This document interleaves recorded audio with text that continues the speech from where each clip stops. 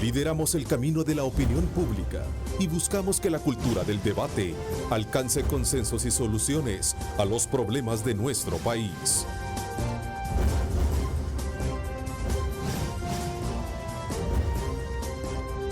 Diálogo con Ernesto López. Hola, ¿qué tal? ¿Cómo están? Qué placer enorme saludarles como siempre a ustedes en este miércoles 28 de noviembre de 2018. Gracias por sintonizarnos, agradeciendo como siempre a Dios Todopoderoso por darnos ese privilegio de poder ingresar hasta la intimidad de sus hogares. Gracias por estar con canales 15, 19 y 21 cubriendo todo el territorio nacional. Esta mañana nos disponemos a conocer las diferentes posturas legislativas que hay previo a la aprobación del presupuesto general de la Nación correspondiente al próximo año. Recordemos que estamos a 4 sesiones plenarias antes de que concluya y antes de su aprobación, pues desde luego hay que revisar varios aspectos que tienen que ver con el financiamiento del mismo, la ley de responsabilidad fiscal, entre otras acciones. Así es que este día, para hablar en esta primera parte del programa, me acompaña la diputada del FMLN y presidenta de la Comisión de Hacienda y Especial del Presupuesto, la licenciada Yancy Urbina, a quien le doy la más cordial bienvenida. Gracias, presidenta, por acompañarnos. Muy buenos días, Ernesto. Un gusto estar con usted, con mi colega y también con la amable teleaudiencia que nos acompaña esta mañana. Muchas gracias por la invitación. Bienvenida, gracias. Margarita Escobar, también bienvenida, diputada de Arena y también miembro de la Comisión de Hacienda y Especial de Presupuesto. Margarita, bienvenida, como siempre. Muchas gracias, Ernesto. Un gusto estar con usted en su programa, aquí por supuesto con la diputada Urbina y con los amigos televidentes. Siempre un gusto saludarles tan temprano en la mañana. Así es, y va a ser muy oportuno conocer el estatus en el que se encuentra el análisis, la discusión, porque sabemos, como lo decía, hay alrededor de la aprobación previo un examen de varias acciones que tienen que ver con el tema del presupuesto, bonos, etcétera. Así es que ese es un tema muy importante que vamos a tener esta mañana. El anteproyecto del presupuesto ha venido, por cierto, en los últimos años, todos lo sabemos, convirtiéndose en una pieza clave de negociación política entre los partidos representados en el Congreso. Pero desde luego, correspondiente al próximo año, tiene características, digamos, como especiales, debido a que la mayor parte de su ejecución será responsabilidad de quien resulte electo en las próximas elecciones como presidente de la República. Es decir, ahí vamos a ver las proyecciones que cada partido plantea, de acuerdo también a sus cálculos políticos, que creo que no pueden soslayarse en una discusión como esta. Así es que de ahí que se van a desprender, desde luego, las diferentes posturas de quitar y poner partidas según la visión social y económica de los actores que votan en esta aprobación. Los invito a ustedes a que participen, @diálogo21, @Neto López Radio, son las dos cuentas en Twitter que están disponibles para que usted genere opinión, porque nos interesa interactuar con ustedes. Bueno, hacíamos mención antes de entrar un poco al programa sobre las diferentes acciones que también hay que examinarse previo a lo que sería una aprobación de un presupuesto, presidente. Efectivamente, Ernesto, estamos en la Comisión de Hacienda, en la Asamblea Legislativa, en un proceso que nos permite examinar todo el planteamiento alrededor de las finanzas públicas para los próximos años. Es así que al mismo tiempo que hemos estado analizando el presupuesto para el año 2019, presupuesto de la Nación, el proyecto de presupuesto, se está trabajando en otros instrumentos complementarios que son muy necesarios para su aprobación. En primer lugar, el proyecto de presupuesto. En segundo lugar, la ley de responsabilidad fiscal. Este es un importante instrumento para el ordenamiento de las finanzas públicas del país. Recordemos que tenemos una ley aprobada en el año 2016 y precisa hacer algunas reformas que la misma ley establece. ¿Cuáles son? Aquellas que están referidas al cambio de cuentas nacionales. Todos conocemos que en este año el Banco Central de Reserva cambió las cuentas nacionales, el método, el año de referencia, y a partir de ello pues hay ciertos cambios en indicadores como el PIB, que es importante, tema de deuda también, que es importante actualizar esta ley de responsabilidad fiscal. Hay un instrumento importante para el comportamiento de las finanzas públicas y es el de la aprobación de un préstamo para el diseño de la facturación electrónica. Este es un importantísimo instrumento para asegurar una buena recaudación, pero también un combate a la... Son 30 millones de dólares, entiendo, Sí, ¿no? a la evasión fiscal. Este es un préstamo. tema que puede darle un sendero muy importante al país de seguridad, de mayor seguridad, y también a las empresas. Creo que en este tema no es solamente un beneficio para, digamos, la autoridad competente en temas de recaudación, sino que también a la misma parque empresarial de nuestro país, porque le permitirá con mayor seguridad un manejo en línea de toda su actividad económica. Y el último de los instrumentos, no menos importante, es el plan de financiamiento. El Gobierno de la República presentó en los primeros meses de este año un plan de financiamiento de los vencimientos de deuda correspondientes a los 2.457 millones que tienen vencimientos entre el 2019 y 2024. Esto es un plan que presentó el ministro de Hacienda en el sentido de contribuir a la estabilización del manejo de deuda. ¿Cuál es el planteamiento acá? Es un refinanciamiento de deuda. No es emitir deuda, sino un refinanciamiento que nos permita extender esos vencimientos, trasladarlos a largo plazo. Esto nos permitiría, por ejemplo, en un periodo de 30 años, contar con recursos para la inversión. Y al mismo tiempo, estos vencimientos que se pueden colocar a más largo plazo, nos permitiría hacer una colocación a mejor tasa de interés. Esto es importante para el país porque permite también un ahorro. Entonces, todos estos 4 instrumentos han estado en el proceso de análisis, de examen de la comisión, y vamos avanzando porque tenemos muy buenos indicios, acuerdos de que vamos, por ejemplo, este día que tenemos una sesión plenaria, un avance importante en por lo menos 2 de estos instrumentos, que es la Ley de Responsabilidad Fiscal y la aprobación de los 30 millones. Hay que recordar, Ernesto, en esto que este presupuesto tiene características importantes. Uno es que tiene más transparencia, incluye todos los datos, todos los compromisos del Estado están reflejados ahí. Y en segundo lugar, eso ha permitido que todos los grupos parlamentarios lo puedan examinar a mayor profundidad. Margarita, comienzo por lo último. Es muy transparente la propuesta que ha llegado para poder de alguna manera seguir con esa discusión. Nosotros por años hemos venido insistiendo en que el presupuesto debe venir financiado. Durante todos estos años hemos estado trabajando sobre la base de presupuestos incorrectos, sobreestimación tanto en recaudación o crecimiento económico, como también que no venía el financiamiento completo. En este presupuesto creemos que las premisas bajo las cuales se elabora están mucho mejor, y además algo importante, viene con toda la deuda, es decir, viene financiado. Eso hará que para aprobar el presupuesto se requerirá de mayoría calificada. Pero esta es la realidad del país. ¿Por qué es importante hablar de todas estas cosas? Los 30 millones para facturación electrónica, la ley de responsabilidad fiscal, el presupuesto y otras cosas. Es importante porque de esto depende el trabajo de los salvadoreños. Con una economía que presupone un crecimiento de 2.6%, como trae este presupuesto, cuando Centroamérica la tiene en un promedio de 4%, quiere decir que El Salvador debe hacer esfuerzos extraordinarios para crecer mucho más y que los salvadoreños tengan trabajo. Es importante este presupuesto porque cuando el endeudamiento público tiene que solo por los intereses que se pagan de la deuda pública asciende a $1.000 millones, eso lo pagan los salvadoreños. Y cuando ellos lo pagan, pues disminuyen la capacidad de adquisición y por supuesto encarece la vida en los salvadoreños. Yo concuerdo con la diputada entonces, con la diputada Urbina, en que con estas variables en los cuales se incluye la deuda, se incluye el refinanciamiento de la misma, se incluye necesidad de extrafinanciamiento para ejecutar este presupuesto. En esos términos sí se ajusta mucho más, está más cerca a la resolución de la sala.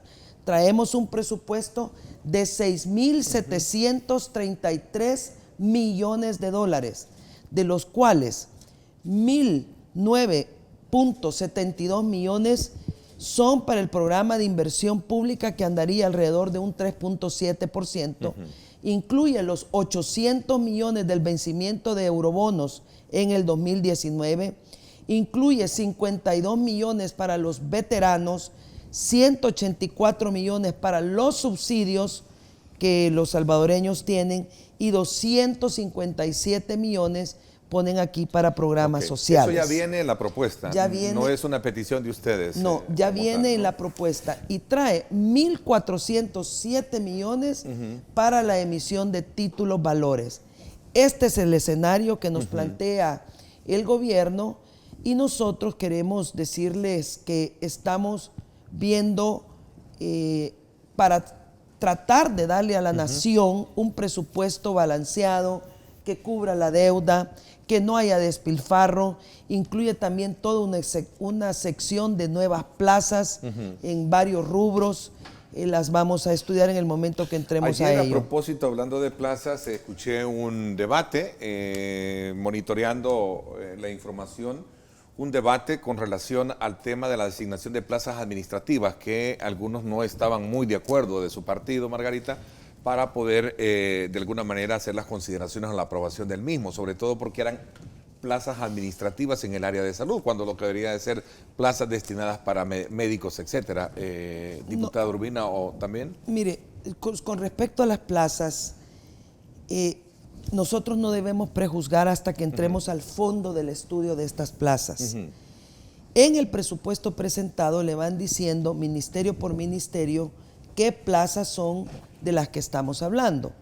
Por ejemplo, en el tema de centros penales hay más de 1.000 plazas que contempla este presupuesto. En otros rubros, en el Seguro Social hay como 500 y pico de plazas. Tenemos aumento de plazas en la Feria Internacional.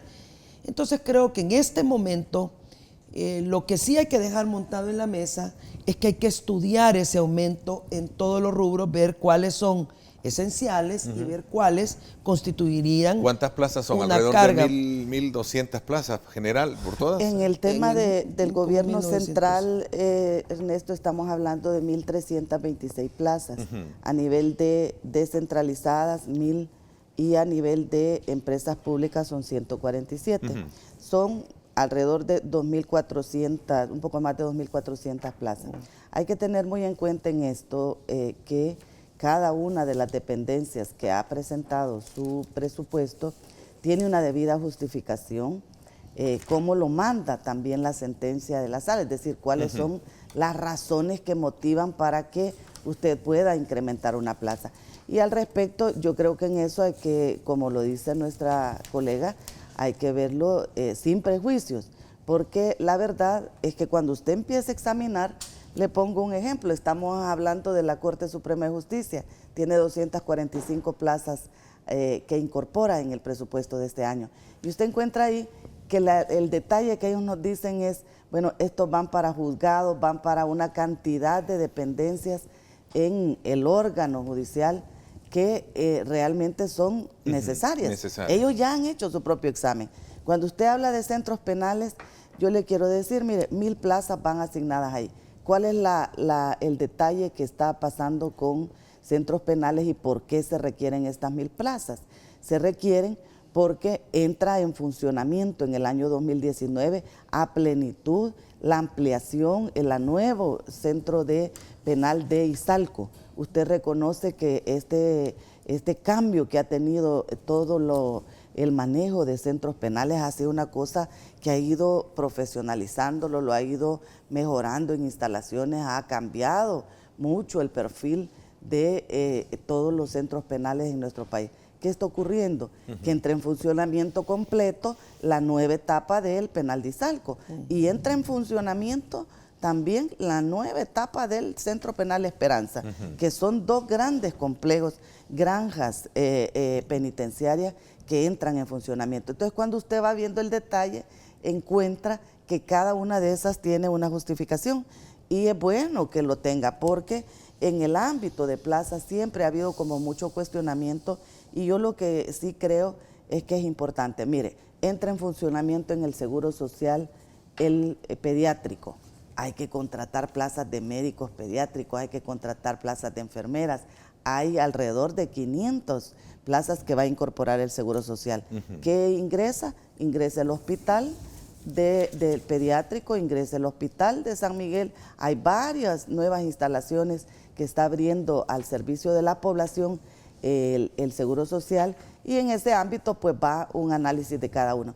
Lo bueno, Ernesto, de este presupuesto es que en cada una de las dependencias y en cada uno de los rubros que usted coloca, ahí está la explicación de para qué va, además del, claro está, de la presentación que han hecho las diferentes dependencias. Haciendo valer este artículo de la Constitución que establece la asignación del 6% a la Corte Suprema, ¿se mantienen los 285 millones de dólares para ellos? Millones, sí, es que ahí hay una consideración de ley, ¿verdad? Usted lo acaba de señalar, la Constitución nos establece que al menos 6% del presupuesto en términos no debe de ser, ingresos, no inferior. No puede ser inferior, así que está considerado, esos son 285 millones de dólares. Esto significa que comparado con el 2018 son alrededor de 18 millones más.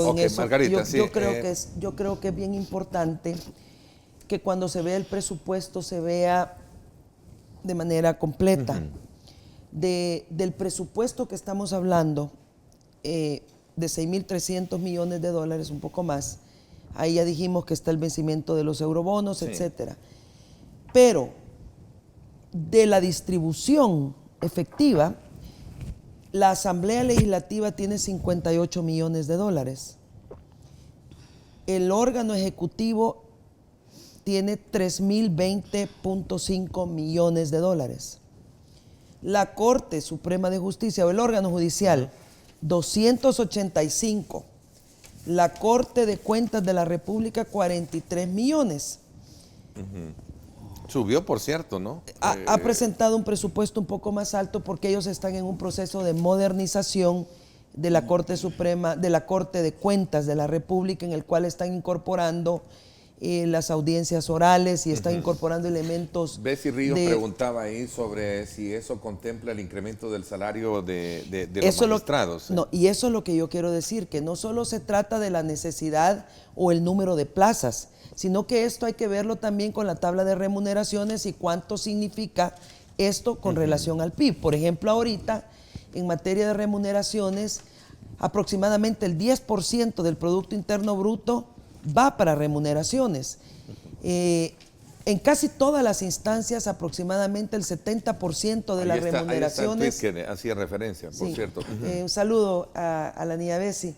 En casi todas las instancias, aproximadamente entre el 60 y 70% va para el rubro de remuneraciones. Pero nosotros creo que debemos de empezar a ver la calidad del servicio público a los salvadoreños. Cómo efectivamente ese funcionario público está entregando el buen servicio de calidad que los salvadoreños merecen, para que esta inversión en remuneraciones o este gasto en remuneraciones tenga sentido para el ciudadano que lo paga. Con un presupuesto que consume 10%, pues es obvio que se debe esperar la calidad. El otro punto importante que me parece en esto es cómo vamos a manejar a largo plazo el refinanciamiento de la deuda. Y por eso es importante la Ley de Responsabilidad Fiscal, donde ustedes se recordarán, hace 3 años aprobamos la ley que exigía el ajuste de un punto por año en los últimos 3 años. Hoy por hoy el déficit debería de andar en un menos 0.7%. Pero estamos a menos 3.7% por diferentes razones. Quiere decir que en lugar de que bajáramos el déficit a lo que esperábamos a la fecha de hoy, de menos 0.7, lo tenemos a menos 3.7, un punto más alto que cuando comenzamos. Y para esto no se trata de culpa, simplemente es una situación fiscal, así es, ese es el déficit que tenemos y hay que manejarlo. Por eso nosotros esperamos que este día nosotros podamos aprobar la ley de responsabilidad fiscal de una manera que se pueda hacer en el tiempo, que no castigue a la gente, pero que ese déficit se vaya reduciendo en un porcentaje adecuado, en un tiempo adecuado. ¿Se está cumpliendo a criterio de ustedes la ley de responsabilidad fiscal bajo esa lógica de que es poco lo que se refleja? Mire, la ley de responsabilidad fiscal fue clara. Aquí estamos hablando de números, aquí es frío esto. Sí. Si lo esperado era un déficit de menos 0.7 para el año, para este año, y tenemos menos 3.7, por distintas razones de ingresos o de gastos, no se logró cumplir. Ahora tenemos que ver, por ejemplo, si el tema de la recaudación aumenta con los 30 millones que esperamos podamos aprobar este día para el tema de la facturación electrónica, eso va a aumentar la recaudación fiscal, o sea, van a haber más ingresos. Si la economía crece al más del 2.7% como lo prevé el presupuesto y lográsemos generar confianza para crecer al menos a la media de Centroamérica o un poco más, eso también genera mayores ingresos. Entonces son muchas las variables que nosotros debemos ver en el presupuesto, en la ley de responsabilidad fiscal y en las herramientas que le demos al fisco para que pueda aumentar la recaudación y combatir la evasión y la elusión fiscal. Esos son los parámetros de los cuales estamos hablando. Ernesto, yo creo que es importante que cuando vemos el presupuesto de 6.733 millones, señalemos también que la mayor parte de esto está cubierto con la recaudación propia, es decir, con fondos propios. Estamos hablando de 5.326 millones. Ha habido un esfuerzo importante en ruta de generar un ingreso que permita ir cubriendo cada vez más los gastos de nuestro presupuesto nacional, pero que indudablemente hay factores que tienen una importante influencia. En eso hay un esfuerzo importantísimo. Creo que la ley de responsabilidad fiscal, por ejemplo, nos planteó ciertas reglas de oro, como es decir, por ejemplo, que el gasto corriente no puede, y remuneraciones no pueden incrementarse más allá del valor del PIB nominal. Entonces, esta es una regla que ha estado presente en los últimos años. Claro. ¿Qué ha permitido eso? Que el gasto de remuneraciones y el gasto corriente se haya estabilizado. Y usted puede ver el comportamiento de la economía y ve la gráfica y usted da cuenta que no solo se estabilizó, sino que viene reduciendo. ¿Qué es importante? ¿Por qué es que se da este déficit? En primer lugar, yo quiero señalar un elemento que es clave. El déficit no es un problema único de El Salvador.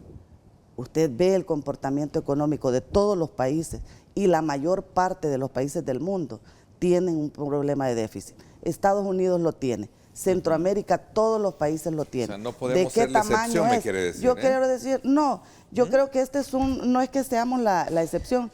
El tema es que el tema del déficit fiscal siempre es un tema importante de discusión, de análisis y en el que hay que tomar medidas, pero que también en el comportamiento económico del entorno mundial también es una práctica que ocurre en muchos países. De acuerdo.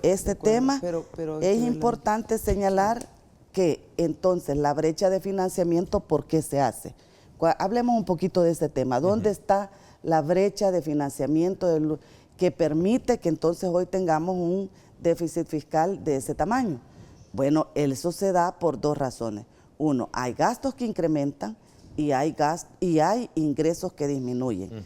De los cuales disminuyen algunos, por ejemplo, que por la vía de sentencia de la Sala de lo Constitucional, la última que salió, hizo en el último mes. Es una sentencia que declara inconstitucionalidad a 3 artículos 762, 763, 764, importantísimo. Deja, por ejemplo, como inconstitucional por vicios de forma, esto es importante entenderlo, no solamente no fue analizado el fondo, de la ley del impuesto a operaciones financieras. Esto significa alrededor de 87 millones de dólares que el Estado deja de percibir a partir de enero. También los precios de transferencia, también el tema de la capacidad de fiscalización del Estado al reducir de 5 a 3 años el periodo de fiscalización de Hacienda. ¿Qué significa esto? Que los ingresos van a disminuir para el 2019. Por esa razón, pero también hay un factor de incremento y yo quiero que en esto seamos muy transparentes. ¿Qué incrementa?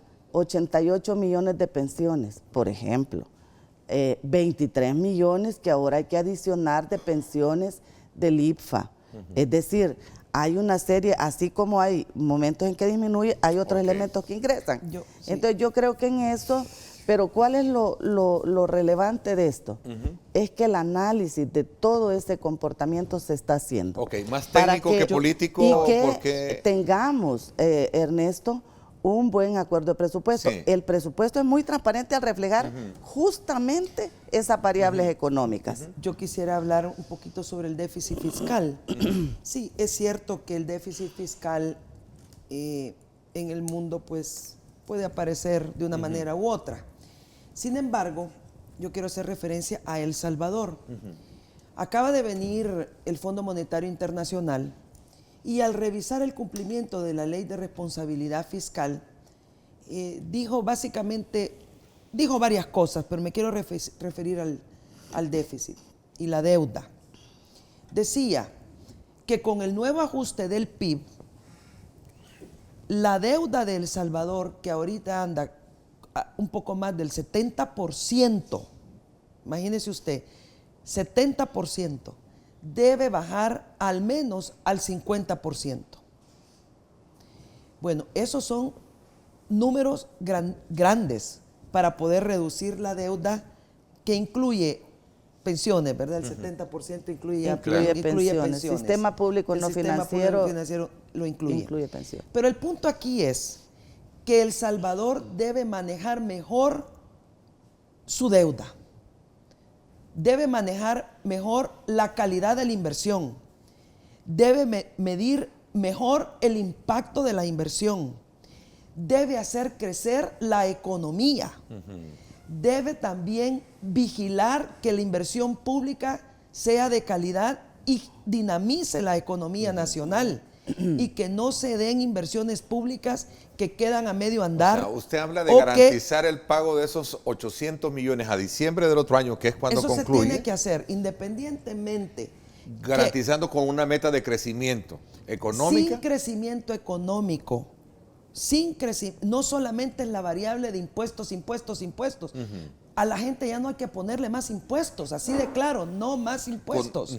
Mejor veamos ahorro, calidad de la inversión, medición de la inversión y el impacto social, crecimiento económico, mayor inversión pública, mayor confianza en el país, respeto a la legalidad, respeto a las inversiones, eficiencia en el gasto.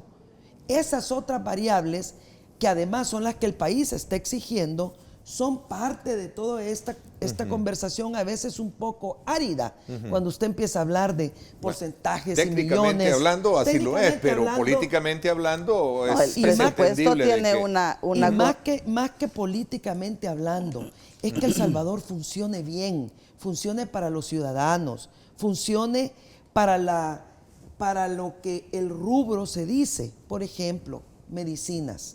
Si usted asigna un presupuesto para el Ministerio de Salud que anda un poco más de 500 millones de dólares, habría que preguntarse cuál es la calidad del gasto. Y yo no lo estoy haciendo con un espíritu de señalamiento, sino que simplemente de una realidad en la cual en los hospitales usted va y medicamentos no hay, o el trato al paciente es verdaderamente denigrante. Pues bien, hay que ver todos esos aspectos para que tenga sentido los impuestos que pagan los salvadoreños. Vamos a ver. Por cierto, el fondo dice que debemos llegar a una tasa del 18.5% de impuestos para la gente, pero actualmente con el ajuste del PIB, El Salvador anda ya por un poquito más del 18% de impuestos. De la tasa, de la carga carga tributaria. Okay. Me voy a hacer una pausa comercial, le doy la palabra. Yo sé que, o no sé si complementamos un poco, lo cierto es que no quiero ser recurrente a ese camino árido cuando se trata, dice Margarita, de entrarle de lleno a ver cifras, y me parece que sí, de la parte técnica. Lo cierto es que la Asamblea está contra el tiempo para lograr este acuerdo de presupuesto, es decir, estamos a cuatro sesiones plenarias para concluir el año, ¿no? Sí. Bueno, yo creo, ¿no, Ernesto, Margarita? con esto que ¿sí? Hay que tener en cuenta que desde el día 28 de septiembre que fue presentado el presupuesto, nos hemos ocupado justamente de trabajar en la aprobación de este presupuesto. Sí. Estamos en la última etapa, que es justamente de las aprobaciones. Ajá. En este periodo han transcurrido una serie de exposiciones, detalles que ha presentado las principales carteras de Estado, que permite también a los diputados y diputadas ver el énfasis que cada institución tiene, cuáles son las apuestas estratégicas, cuáles son sus metas, cuáles son esos elementos a los cuales va a tener prioridad en el próximo año. Y también nos ha permitido examinar a cada grupo parlamentario los detalles que tiene este presupuesto. Okay. Lo que yo creo que es importante señalar es que también en este periodo hemos tenido la importante visita del Fondo Monetario. Y fíjese usted que el Fondo Monetario por primera vez emite un comunicado, el equipo técnico, reconociendo los avances del país en el tema económico. Incluso el primer párrafo que le menciona le dice la perspectiva económica es positiva. Sí, la tasa de crecimiento, habla de la tasa de crecimiento del 2.5, ¿no? Y que estamos en un 2.8. Sí. Ellos incluso le reconocen un mayor crecimiento a la economía. Y no solo es eso, las calificadoras de riesgo fueron las primeras que se pronunciaron al respecto. Sí. Moody's, por ejemplo, tuvo un pronunciamiento muy positivo con respecto al presupuesto, que es lo que nos exhortan todas las entidades y el pueblo, porque yo creo que eso no solamente... A cuidar mejor los recursos, que es el plan de austeridad, que es la ley de responsabilidad fiscal, ¿no? Es correcto, nos exhortan el fondo, las calificadoras, nosotros mismos somos muy rigurosos en el análisis, sino que la población también, ¿qué nos pide? Un entendimiento y un acuerdo político que permita al país cumplir con sus obligaciones, darle respuesta a los ciudadanos y a las ciudadanas que esperan un programa, un proyecto, un presupuesto acorde a sus necesidades. Me voy a hacer una pausa. Lo aprobemos en tiempo. Sí, me voy a hacer la pausa y ahora, entramos en detalle en el tema de educación y salud, ¿no? Sobre el aplauso del Fondo Monetario Internacional, hay que agregar también que las condiciones de los mercados internacionales se están poniendo cada vez más duras y se prevé que en los próximos años pueda haber un decrecimiento económico global. Eso va a impactar a El Salvador. Claro, entonces, un aplauso del Fondo Monetario de este informe sobre que hemos crecido un poco en la economía es bienvenido, pero las condiciones van a cambiar bien pronto, muy pronto. Y hay que prepararse para por eso, ejemplo, ¿no? la Fed ya aumentó 1 punto en los intereses. Eso tiene un impacto terrible en El Salvador. Vamos a seguir hablando de eso y otros aspectos elementales quizás, y perdóname, me voy a ir al tema de salud y educación, que creo que son componentes sociales de las cuales mucho hablan hoy en día los candidatos presidenciales. Entonces están planteando mejorar la salud y la educación. ¿Cómo van las partidas a estos rubros de cara a quien resulte ganador? Tendrá que trabajar con ese presupuesto en febrero el otro año. Vamos a la pausa. Gracias por estar con nosotros.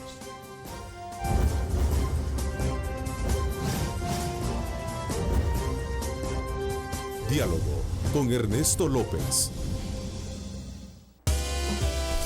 Estás viendo Diálogo con Ernesto López.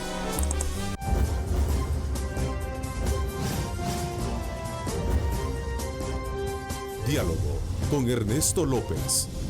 Celebramos en familia, regalando miles de pavos más y jarras al instante. Por cada $15 de consumo, recibe un cupón Texaco con Tecron. El combustible inteligente. Vámonos entonces a sobrevolar la 49 Avenida Sur. Esta es una importante arteria que conecta el norte del sur, atraviesa el centro de nuestra ciudad capital, también parte de nuestra ciudad capital. Digamos, ahí tenemos esta imagen gracias al Megadrón, gracias a Texaco con Tecron, el combustible inteligente. Tráfico fluido sobre la 49 Avenida Sur. Vamos desde luego buscando, ahí está el imponente Estadio Mágico González, para que usted tenga de primera mano cómo está el tráfico en esta importante zona. Desde ya pues les deseamos que ustedes tomen en consideración si piensan desplazarse por esta zona. Una buena vista para que usted tenga a bien cómo está ese flamante estadio histórico Mágico González. Nos vamos a la pausa. Gracias por estar con nosotros. Celebramos en familia, regalando miles de pavos más y jarras al instante. Por cada $15 de consumo, recibe un cupón Texaco con Tecron. El combustible inteligente. Bueno, gracias nuevamente por estar con nosotros. Continuamos examinando un poco con lupa el tema del presupuesto general de la Nación, que antes de llegar a su aprobación y de ver el tema de partidas, lo hemos estado conversando acá con nuestras invitadas, se están haciendo valoraciones para cambios dentro de lo que es la ley de responsabilidad fiscal, la aprobación de un presupuesto de $30 millones de deuda para la firma electrónica y otros aspectos elementales. Pero quizás también antes de llegar al tema de salud y educación, que es un punto de honor al cual hacen referencia los candidatos presidenciales en esta campaña, es que también el gobierno considera subsidiar los DUIs vencidos. Y eso es parte de un acuerdo que tienen con Arena y entiendo que este día van a resolver y van a ponerse de acuerdo, si es que hay acuerdos, ¿no? Hay una disposición, Ernesto. Este es un tema que viene discutiendo la Asamblea en diferentes comisiones desde hace varios días. Y la preocupación es cómo se facilita a aquellas personas que no tienen un ingreso suficiente, una disponibilidad económica que les permita adquirir el DUI o renovarlo para tenerlo vigente al momento del periodo electoral. Sobre esto han habido varias iniciativas. El presidente de la República en un veto que presentó a una aprobación que se hizo de otro decreto que perseguía ese mismo objetivo en la Asamblea Legislativa, deja abierta esa posibilidad de encontrar un mecanismo administrativo que pudiera dar respuesta a esa inquietud. En ese sentido, también dentro de la Comisión de Hacienda hemos estado discutiendo el tema y hay una iniciativa importante que va destinada a ese propósito, que es la de facilitar un subsidio. $3 millones son alrededor. Es un subsidio. Estamos en ese proceso todavía de precisar el monto final, pero hay una asignación que se está previendo que podamos aprobar este día que va destinada a ese propósito. Es un subsidio que pasaría a ser administrado por el Registro Nacional de Personas Naturales. Estamos en el detalle porque este es un tema que va a tener discusión y aprobación este día, esperamos. Así que estaremos muy ocupados esta sesión plenaria.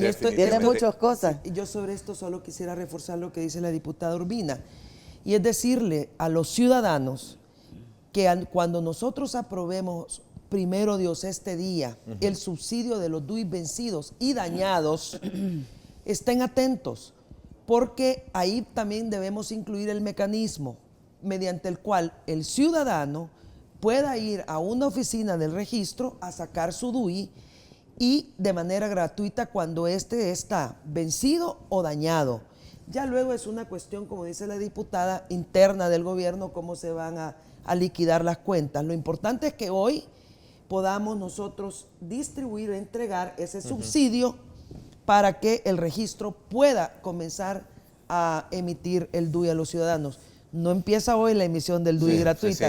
Tenemos la plenaria, ¿no? Tenemos la plenaria por delante, tenemos la buena voluntad de aprobarlo y esperamos que el presidente, si se aprueba hoy, lo sancione a la brevedad posible. Para que pueda hacer para que la gente entonces sí pueda ir. El enfoque destinado a personas, Ernesto, de ingresos precarios que tienen. Ese es el tema que hay que mejorar. Es un punto bien importante porque estamos en eso justamente. Por descuido yo lo pude haber tenido vencido y ¿tengo derecho a ese subsidio? En el Esa es una caso, pregunta. la preocupación es principalmente para aquellas personas de escasos recursos. Hay bastante que tienen- gente, Sí, hay que mucha tiene- gente. que tiene dificultad de cubrir el costo Claro. del DUI. Ok, Y una vamos a- cosa Recordemos sí. que el que va DUI por primera vez es gratis, ¿verdad? Ese Sí, no, sí, no ese entra. no por- entra. Pero además otra cosa con el DUI. El DUI es un documento de identidad que la gente necesita para hacer cualquier trámite. Ok, Entonces este subsidio creo que es una buena iniciativa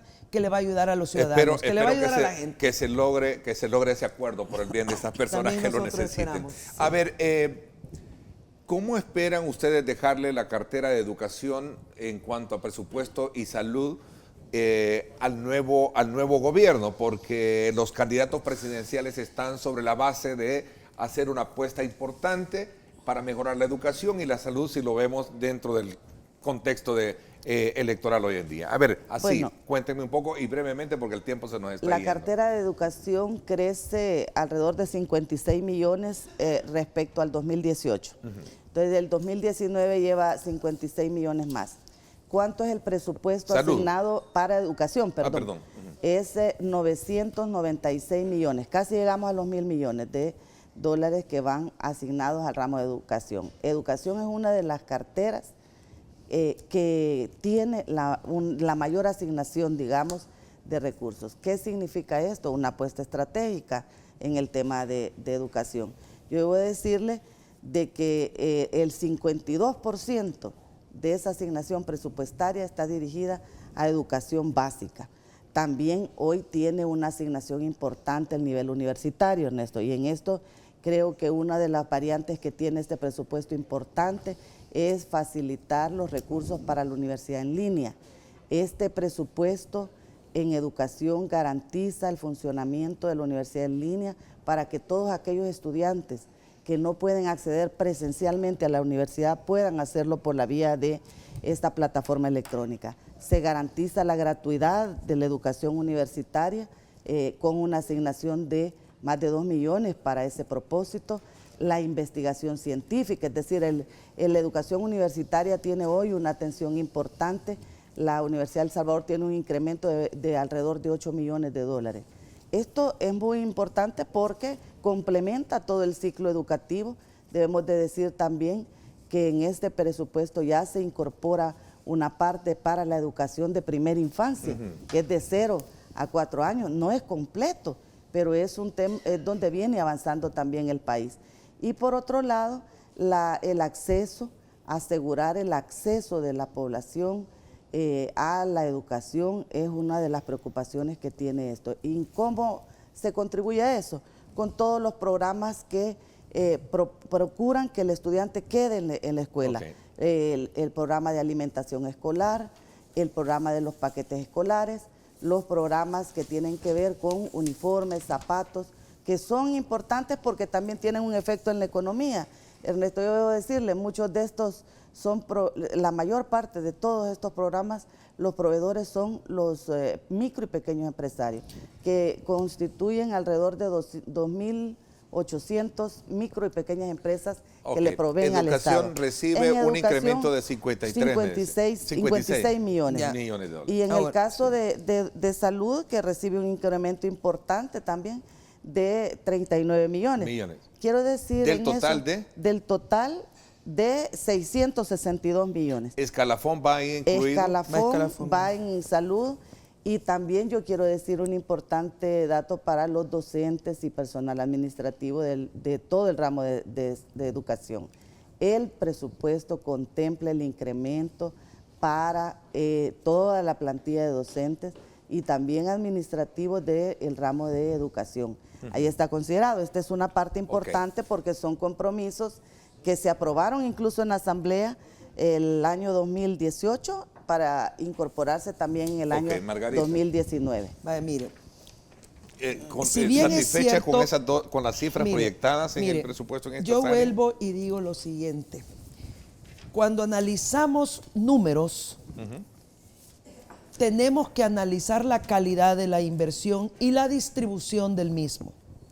Si bien es cierto, viene un aumento para el ramo de educación, específicamente de 56 millones de dólares, cuando nosotros vemos la distribución de ese incremento y del presupuesto total, fíjese que nosotros vemos que para el fortalecimiento educativo para docentes de educación básica y media del sector público solamente van 909,000.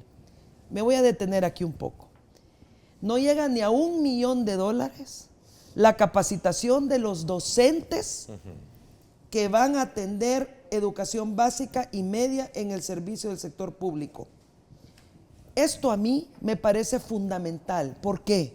Porque los docentes necesitan estar permanentemente capacitados. El mundo está cambiando, las tecnologías cambian. Entonces creo que nosotros debemos examinar y llegará el momento de que nosotros comencemos a revisar la distribución de esos presupuestos. Hay que apostarle a la capacitación de los docentes. El otro tema. Tenemos que las escuelas del país necesitan mobiliario, ¿verdad? Pero aquí estamos incluyendo $900,000 para mobiliario a centros escolares a nivel nacional. ¿Cuánto puede usted hacer con $900,000 para mobiliario a nivel nacional? Pues algo, pero muy poco e insuficiente. Entonces no basta la asignación de aumento al presupuesto escolar si no hay lo suficiente para capacitar a los maestros y no hay suficiente para que el niño tenga un entorno que le ayude a aprender. Para infraestructura escolar, para reparación de infraestructura escolar a nivel nacional, van $500,000. Entonces, de nuevo, la pregunta es, si usted aumenta el presupuesto para educación, pero los docentes no reciben de ese presupuesto lo necesario, lo que le ayude a estar permanentemente capacitándose en nuevas tecnologías, si no le da a los niños mobiliario, una infraestructura escolar que coadyuve, a lograr una entonces ahí tenemos un problema. Ahora, una cosa hay que dejar bien clara, el escalafón de los maestros tiene que cumplirse y eso sí viene en el presupuesto y por eso vamos a luchar nosotros. Como una especie de garantías para poder aprobarlo, ¿no? Al maestro, al docente se le debe estimular, se le debe apoyar, pero se le debe apoyar no solamente con el respeto al escalafón, que ya dije, es importantísimo y lo vamos a apoyar, lo mismo en el salud, sino que también con los programas de capacitación a los docentes. Interesante porque cada partida merece la atención debida para poder hacer los ajustes pertinentes. Me parece que el elemento que tiene que ver con la capacitación y la actualización en la formación de maestros es importante. Es muy importante. Muy importante. Un detalle ahí, Ernesto. Brevemente, yo creo que lo que la diputada cita es muy importante, pero es una partida que tiene que ver con el programa de inversión. En el presupuesto va ciertamente el Instituto de Formación para Docentes. Es decir, cuando usted empieza a analizar el presupuesto se da cuenta que también hay otras partidas que complementan la labor de formación. Qué bueno escuchar el tema del Instituto de Formación Docente para Docentes, que es muy importante, que es indudable que hay que seguir invirtiendo. Yo en eso creo que nadie duda de la necesidad de continuar invirtiendo en el tema educativo. Ahí viene el Instituto de Formación al Docente, pero de nuevo, si usted ve el monto que se le están asignando, es muy inferior a lo que nosotros creemos requerirá un poco más de inversión. Vamos a tener más tiempo y ojalá que no, para que se apruebe rápido este presupuesto. Son los temas que vamos a discutir. Mire, para poderlo tener, si usted ve, hay un buen ambiente para aprobar el presupuesto. Yo creo, a tiempo. Lo veo en ustedes. Lo único que tenemos es que ponernos de acuerdo sobre la calidad y los énfasis. Estamos trabajando en eso. Y la población debe tener confianza. Estamos trabajando para sacar un buen presupuesto un buen para ambiente, el país. Una obra muy importante. No he visto mucha polémica, mucha contradicción en cuanto a cifras y sobre todo en proyecciones que contemplan el tema de la ley de responsabilidad fiscal. Me voy a la pausa y regreso con también otra buena noticia para los salvadoreños en el exterior. Se abre la primera ventanilla este día para los salvadoreños en el exterior, donde se van a hacer trámites especiales para poder usted adquirir préstamos del Fondo Social para la Vivienda. Así es que vamos a la pausa y volvemos con más.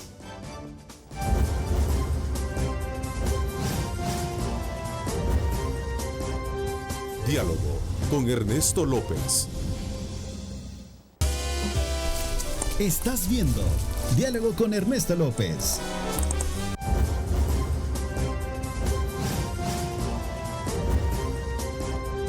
Diálogo con Ernesto López.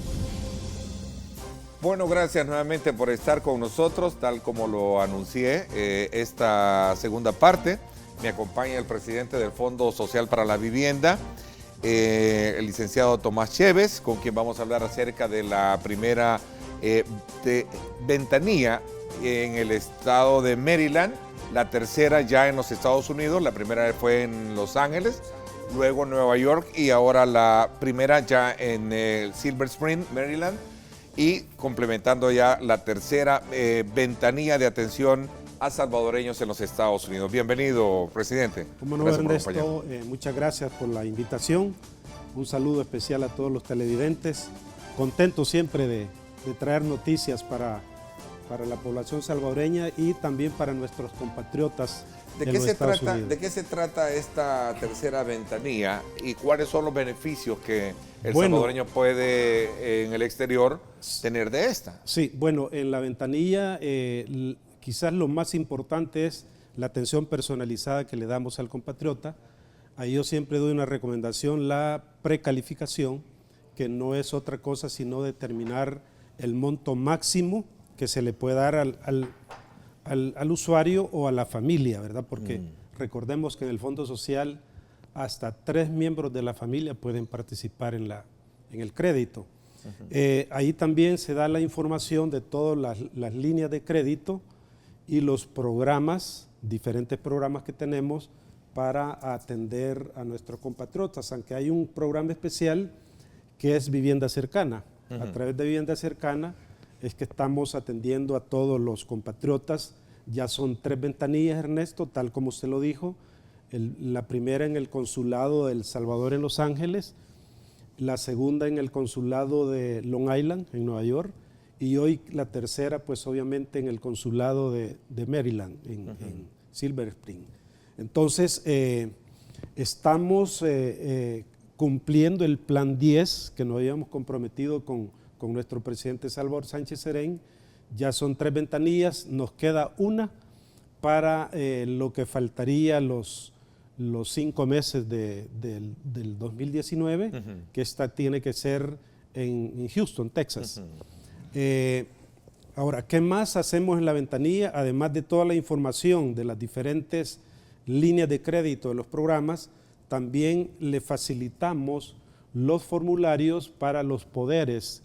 Antes, yo siempre lo digo, antes era la condición más complicada para los compatriotas decía, bueno, mire, ¿y cómo yo desde aquí le doy un poder a un familiar o a una persona allá en El Salvador? Hoy, ahí en la ventanilla tenemos los formatos de los poderes, tenemos el apoyo de los abogados del consulado y lo que antes era más difícil, hoy es la condición más fácil para nuestros compatriotas. También ahí damos la información de todos los proyectos de vivienda nueva que estamos atendiendo nosotros, a los cuales ya les hemos dado factibilidad de financiamiento a largo plazo para que ellos puedan escoger qué proyecto, qué zona y qué pues apartamento. Hay una inversión que tasa el gobierno para un programa de atención de vivienda para salvadoreños en el exterior. Entiendo que son alrededor de 55 millones de dólares, ¿no? Lo que se han destinado. Vamos a ver, en este programa ya llevamos 1.990 compatriotas atendidos, igual con número de casi crédito. los 2.000 salvadoreños beneficiados con este programa. Es correcto, ¿no? Y la inversión, Ernesto, anda arriba de los 5.7 millones. Los 55.7 millones de dólares. Escuché decir que andaban alrededor de los 55 millones de dólares. Correcto. Es decir, es una buena partida para aquellos salvadoreños que nos están sintonizando. Sé que son muchos en los Estados Unidos y particularmente en estos tres estados, porque eso focalizan ahí mucho la presencia de salvadoreños, exactamente, ¿no? Que pueden acceder a un a un préstamo para poder adquirir su vivienda, que entiendo ha subido la tasa de crédito, ha subido la cantidad de la designación del crédito. Es correcto, y esa es una muy buena información porque en Estados Unidos ya los compatriotas tienen la cultura de vivir en altura, Ernesto. Nosotros, a raíz de que el sector de la construcción ya está apostando a los condominios habitacionales, nosotros hemos ampliado el techo del crédito hasta $150,000. 150,000, yo creí que andaba por los 125. A ver, detengámonos ahí.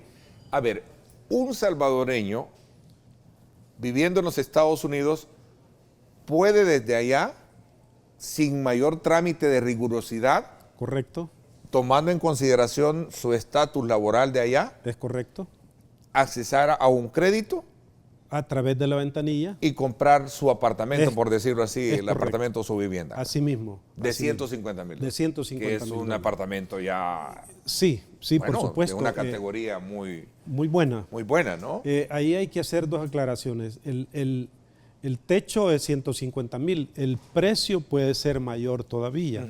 Porque alguien me dijo, mire, pero si yo quiero comprarme un apartamento de $200,000. Yo tengo 50,000 ahorrados y ustedes me prestan. Sirve de prima y de complemento y le damos nosotros 150. Por eso yo decía hace unos momentos, les tengo buena noticia, sí, ¿no? Correcto. Porque vamos a comprender mejor en qué consiste esa accesibilidad que hay para poder tener un préstamo que me permita tener...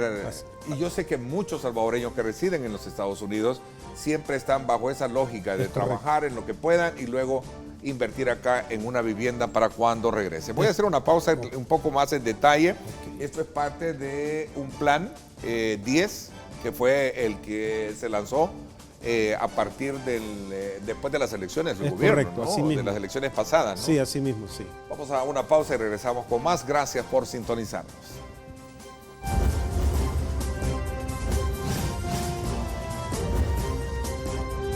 Diálogo con Ernesto López. Estás viendo Diálogo con Ernesto López.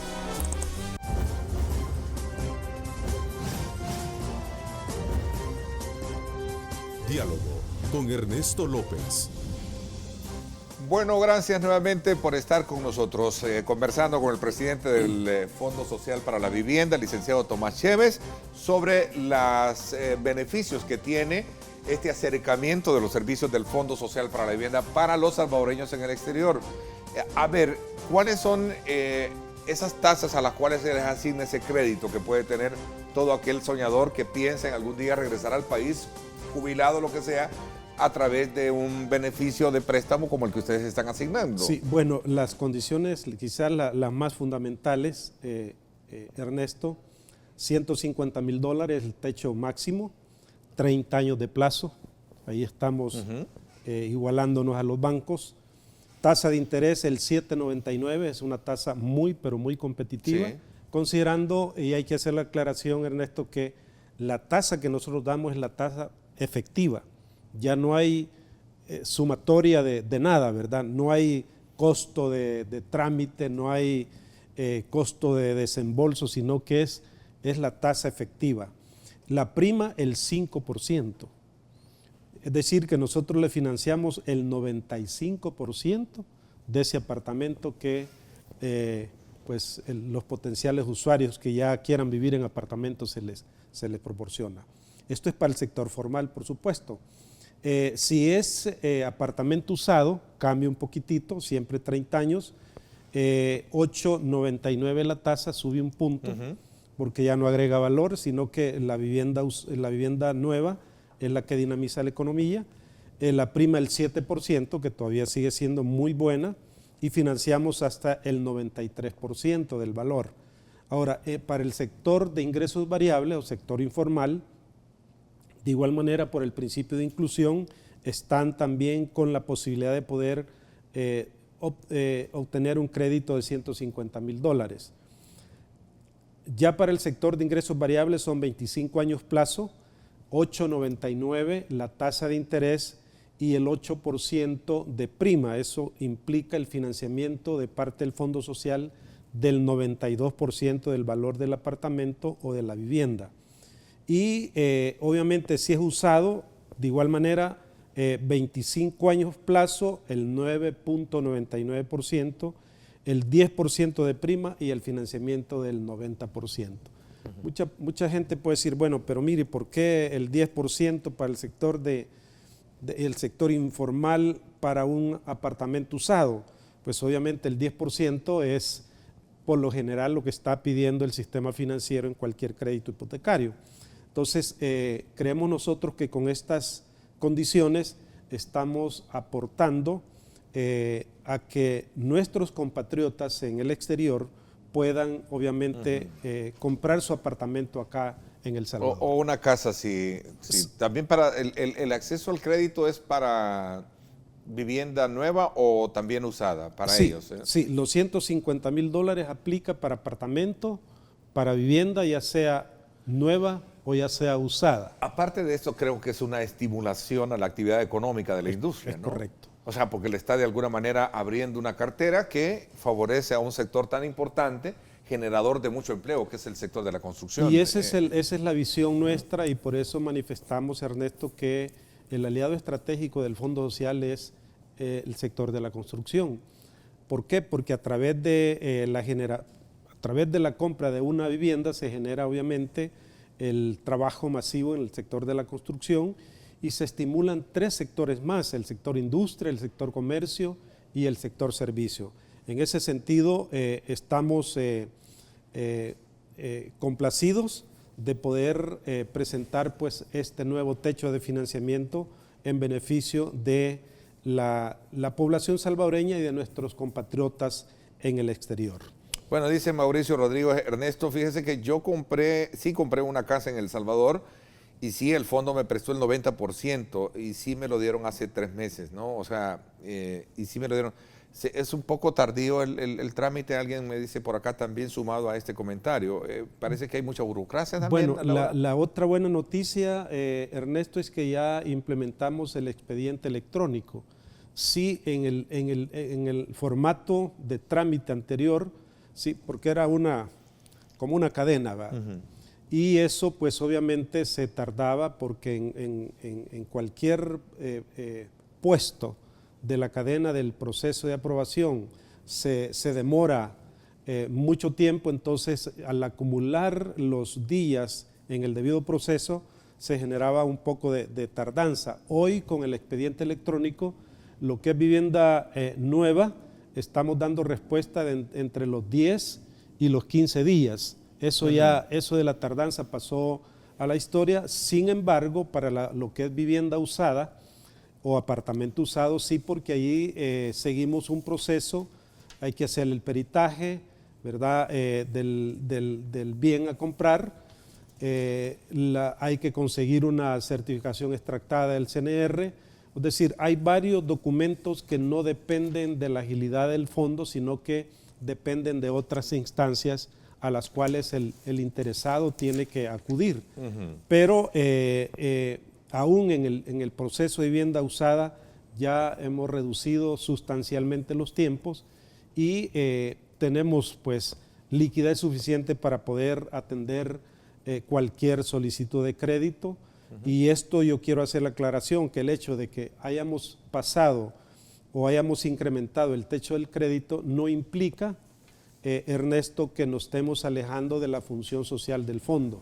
El 83% de la cartera del Fondo Social han sido créditos otorgados a familias con ingreso abajo de 4 salarios mínimos. Y esto pues obviamente habla de la función social que el Fondo Social hace en beneficio de la población. Me voy a permitir hacer la última pausa comercial. Cuando regresemos, Fondo Social recibe reconocimiento de parte del Tribunal de Ética Gubernamental. Además, hubo un acercamiento con constructores de vivienda en la zona de Oriente. Esto es bien importante también como noticia, recalcarla esta mañana, aprovechando la presencia del presidente del fondo, que en el oriente del país también hay una apuesta, hay una mirada ahí también sustentable, para que todos aquellos profesionales, hogares, familias, puedan buscar también la ayuda y poder tener ese sueño cumplido de tener casa propia. Así mismo. Vamos a la pausa y regresamos.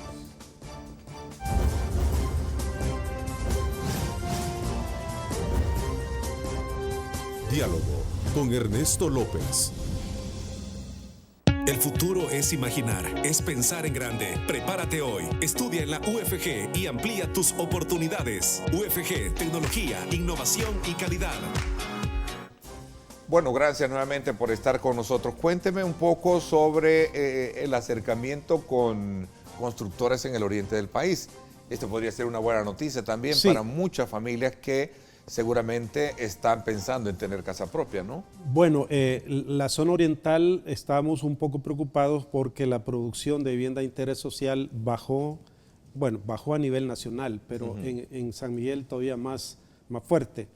Pero la buena noticia es que ya se inició un proyecto de 1.200 viviendas, 3 tipos de vivienda, la de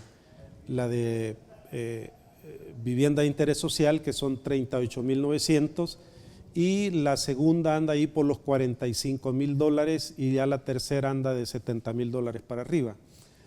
¿Por qué decimos esto? Porque en la zona oriental hay mucha remesa que se viene para El Salvador y hay mucha gente que está interesado en invertir, que creo yo que es una cuestión importante, invertir en un patrimonio familiar. Y todo este esfuerzo, Ernesto, que como fondo estamos haciendo de acercar los servicios financieros a los estados donde hay más conglomeración de compatriotas, precisamente es eso, de que las remesas, por lo menos un porcentaje mínimo, se dedique a la formación de un patrimonio familiar, porque si bien es cierto, hay mucha necesidad para consumo de las familias, pero también es cierto que al retorno de nuestros compatriotas, de nuestros hermanos en el exterior, qué bueno sería que cuando ellos regresen al país pues tengan una casita ya pagada, ¿verdad? Dependiendo de la capacidad que ellos puedan tener, o un apartamento, obviamente financiado por el Fondo Social para la Vivienda. En ese sentido, estamos nosotros haciendo este esfuerzo y para allá el año 2016 pretendemos dejar también abierta la 4ª ventanilla, que sería en Houston, Texas. Otro lugar de mucha presencia. De mucha presencia. Me preguntan desde Canadá, acá en los consulados de Canadá, ¿podría obtener alguna información de este proyecto de vivienda? ¿Me dice? Sí, ¿Canadá? bueno, lo que estamos haciendo nosotros para los compatriotas, Ernesto, es hemos habilitado el call center internacional, ¿verdad? Que pueden llamar al call center. Al call center, yo lo voy a dar a conocer, es el 1-844-357-0715. 1-844-357-0715. Ese es el call center internacional para que llamen de cualquier parte del mundo. Nosotros hemos otorgado créditos en Australia, en Suiza, en cualquier parte del mundo que haya un salvadoreño. Lo que es el programa de vivienda cercana es precisamente para atenderlos a ellos. A ver, ¿por qué no ponen la misma regla de los países norteamericanos, dice, en cuanto a tasa de los créditos? Bueno, es importante. Obviamente en Estados Unidos el costo financiero es mucho más barato en el fondeo de los bancos. Aquí en lo que es Latinoamérica, obviamente las cosas son diferentes. Aquí en El Salvador el costo financiero anda, Ernesto, entre el 5,5 o 6%. Y esos son los bancos que apoyan al sector de la construcción. Las tasas normales en la banca andan arriba del 8, 9, 10%, y obviamente todo funciona de acuerdo al costo financiero de los fondos que el Fondo Social recibe. Es más, voy a dar una aclaración. Lo que es vivienda de interés social, todos los créditos de vivienda de interés social hasta 38.900 van con el 6% de tasa de interés. El 6%, con mucha propiedad y con mucha humildad lo decimos, ningún banco lo está dando, sino que solo el Fondo Social para la Vivienda. ¿Por qué digo esto? Porque también a la banca no le interesa la vivienda de interés social. Obviamente a nosotros como fondo ese es diríamos, el segmento de la sociedad que más atendemos, porque son, diríamos, los objetivos la razón de ser del Fondo Social es atender a las familias de más bajos ingresos. A ver, este beneficio se traduce desde luego en el reconocimiento que ustedes están obteniendo.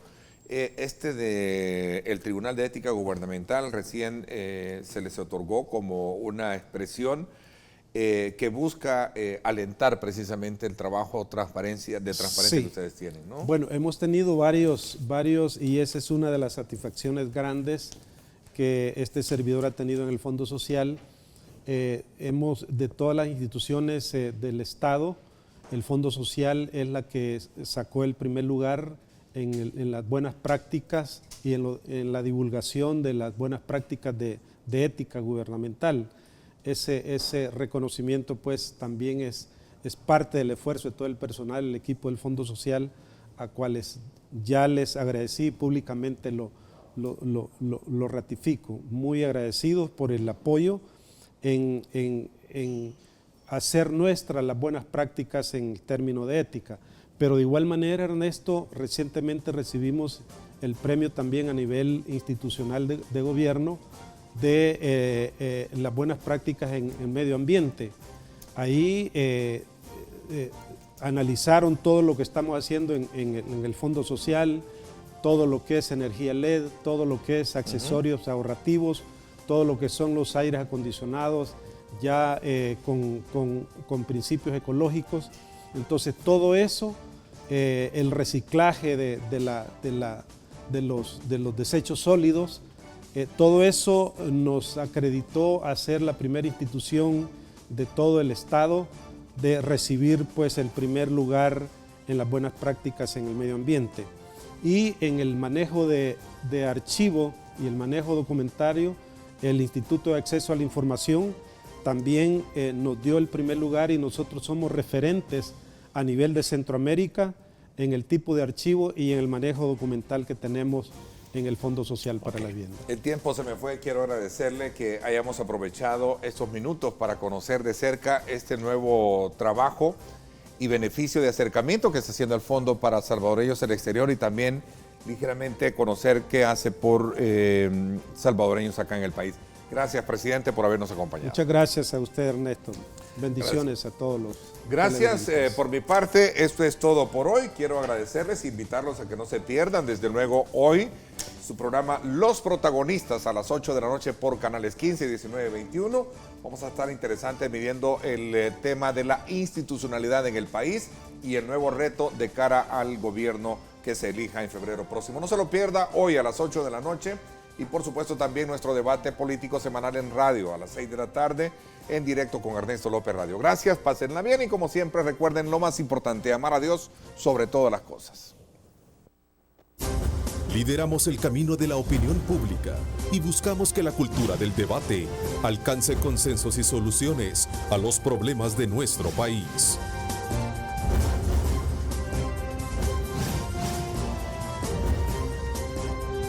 Diálogo con Ernesto López.